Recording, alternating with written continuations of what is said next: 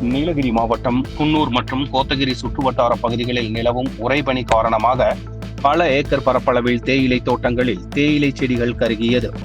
பனியால் பாதிப்படையாத தேயிலையை பறிக்கும் பணியில் தொழிலாளர்கள் தீவிரமாக ஈடுபட்டு வருகின்றனர்.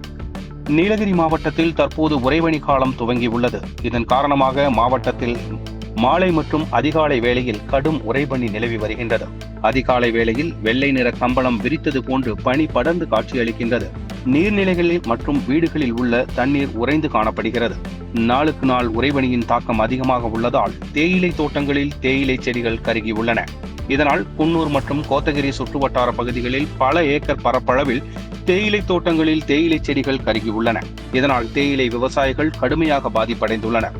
தற்போது பனியால் பாதிப்படையாத தேயிலைகளை பறிக்கும் பணியில் தொழிலாளர்கள் ஈடுபட்டு வருகின்றனர். இனி வரும் நாட்களில் உறைபனியின் தாக்கம் அதிகமாக இருக்கும் என்பதால் விவசாயிகள் மற்றும் தொழிலாளர்கள் பாதிப்படைந்துள்ளனர். கடும் குளிர் நிலவுவதால் பொதுமக்களின் இயல்பு வாழ்க்கை வெகுவாக பாதிக்கப்பட்டுள்ளது.